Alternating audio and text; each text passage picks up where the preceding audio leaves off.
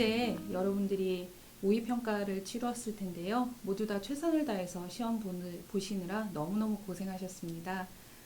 모의평가가 끝난 후에 그 결과에 대한 여러 가지 마음이 있으실 거예요. 근데 그런 준비나 앞으로의 수능은 어떻게 대비해야 되는지에 대해서 여러분의 1년 선배인 졸업생을 모시고 그 학생이 어떻게 공부를 해왔는지, 어떻게 수능을 준비했는지를 구체적으로 좀 들어보고자 합니다.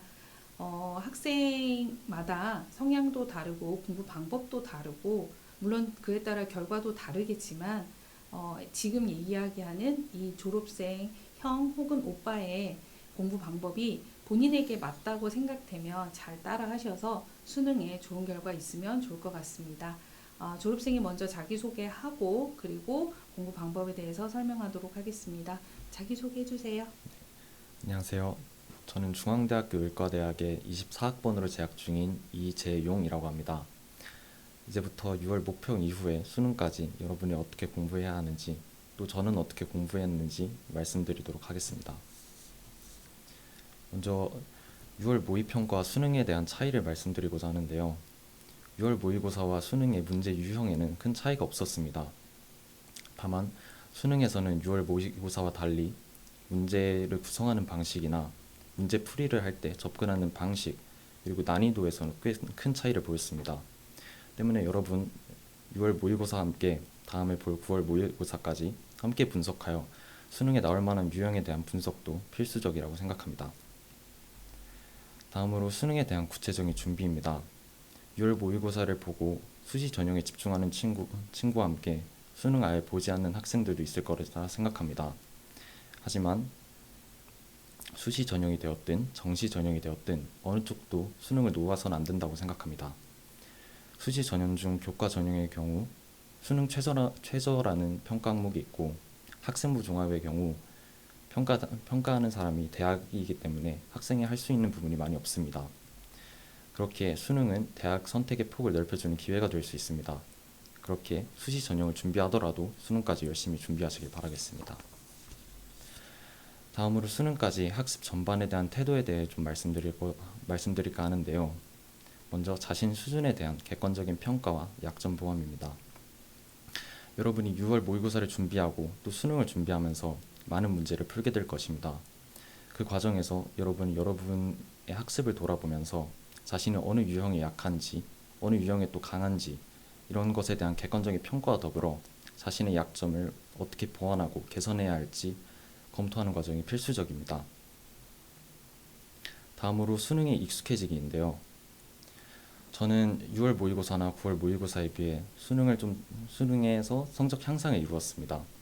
그 과정에서 가장 도움이 되었다고 생각하는 부분이 수능에 익숙해진다는 부분이었는데요. 저는 9월 모의고사 이후에 매일 수능과 같은 루틴으로 공부를 하면서 수능 상황에 대한 대비가 아주 철저하게 되어 있었다고 생각을 합니다. 때문에 여러분도 수능에 대해서 익숙해진다면 수능에 어떤 상황이 닥쳐와도 잘 이겨낼 수 있을 거라 생각을 합니다. 다음으로 과목별 공부 방법에 대해 이야기하겠습니다. 먼저 국어입니다. 국어에서 가장 중요하게 꼽고 싶은 게 독해인데요. 많은 학생들이 국어를 푸는데 지문을 외워서 하거나 아니면 그저 감으로 푸는 경향이 있을 거라 생각합니다. 저 또한 감으로 푸는 경향이 있었는데 이 때문에 모의고사에서 성적이 크게 떨어진 적이 한번 있었습니다. 그 이후에 독해하는 법을 다시 공부하여 어느 정도 성적 향상을 이뤄냈습니다. 때문에 여러분도 본인이 푸는 방식이 잘못되진 않았는지 한번 돌아보고 개선해 나가는 과정이 필수적입니다. 기출문제를 통해 문장을 이해하고 정보들을 유기적으로 연결시키며 이를 선지해서 이용하는 능력을 길러야 합니다. 이 과정이 어렵다면 인강을 통해 기초를 다져도 좋습니다. 또 감으로 풀어낸 문제가 있다면 다시 한번 문제를 풀어보며 그 답에 대한 근거를 찾아보는 것도 도움이 됩니다. 다음으로 기출을 강조하고 싶은데요. 국어는 기출이 가장 중요한 과목 중 하나입니다. 시중에 나와 있는 여러 문제집을 풀어보는 것도 좋지만 먼저 기출을 모두 풀어보고 평가원의 기조, 자주 나오는 문제 유형들을 비교해보면서 수능을 준비해봅시다. 마지막으로 실전 연습인데요. 여러분이 모의고사를 보면서 느꼈을 때 국어는 수능 시험에서 가장 시간이 촉박한 과목입니다. 그만큼 실전에 대한 준비가 중요하다고 생각하는데요. 일주일에 두세 번 적응이 되었다면 매일 모의고사를 풀면서 어떤 순서로 문제를 풀지, 문제가 안 풀린다면 어떻게 할지 다양하게 시도해보고 여러분에게 맞는 전략을 세워보시길 바랍니다. 다음으로 수학입니다. 저는 작년 수능 시험장에서 수학 문제를 풀면서 가장 먼저 들었던 생각이 이 문제의 기출이랑 비슷하네 였습니다. 특히 미적분 30번 같은 킬러 문항에서 이런 점을 많이 느꼈는데요. 그만큼 저는 수학에서 기출에 대한 중요성을 좀 강조하고 싶습니다. 적어도 최근 3개년은 한 번씩 풀어보고 어떤 유형이 나오는지 또 이 문제를 어떻게 접근해야 되는지 등을 생각해 보면서 푼다면 수능에서 도움이 될 거라 생각합니다. 다음은 풀이에 대한 분석입니다. 수학은 한 문제에 여러 가지 풀이가 존재합니다. 때문에 수학을 문제를 풀고 나면 자신의 풀이와 해설지를 비교해 보면서 어떤 게 더 좋은 풀이인지 고민하고 또 자신의 풀이를 보완하는 과정이 필요합니다. 여러분 지금 점수가 수능 점수가 아님을 기억하고 문제를 맞추는 것이 아닌 푸는 것에 집중하여 공부를 하시기 바랍니다. 마지막으로 실전 연습입니다. 여러분이 모의고사를 보신 만큼 알겠지만 실전에서는 어떤 상황이 나올지 모릅니다. 여러분이 잘 풀던 문제 초반에서 갑자기 막힐 수도 있고 또 새로운 유형이 나올 수도 있습니다. 그만큼 실전에 대비한 연습을 하고 본인만의 루틴을 만들어야 합니다.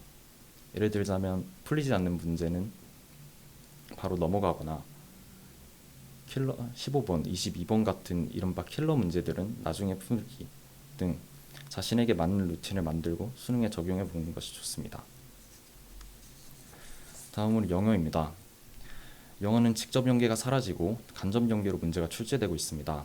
그만큼 영어의 기본기가 중요해졌다고 할 수 있는데요. 저는 이 기본기로 영어의 독해와 단어를 꼽고 싶습니다. 먼저 독해를 하는 방법으로는 기출문제를 풀이하고 구조에 대한 이해가 필요합니다. 글의 중심 문장을 파악하는 방법이나 글을 어떻게 서술하고 있는지 파악하는 연습만 꾸준히 해도 나름의 성적 향상을 이룰 수 있을 거라 생각합니다. 또 영단어는 수능 특강과 수능 완성 같은 연계 교재를 풀이한 이후에 모르는 단어를 외우는 방식으로 연습하는 것이 좋습니다.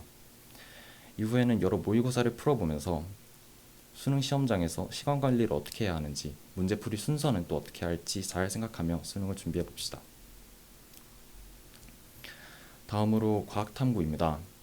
과학탐구는 최근에 난이도가 굉장히 떨어졌다고 생각하는 과목 중 하나인데요. 때문에 그만큼 개념의 중요성이 올라갔다고 생각을 합니다. 4등급 이하의 학생들의 경우 인강을 통해 개념을 다시 한번 잡는 것을 추천합니다. 또 3등급 이상의 학생들은 기출문제나 다른 사설 문제를 풀면서 틀린 문제의 개념을 다시 공부하는 방식으로 개념을 공부하는 것을 추천합니다.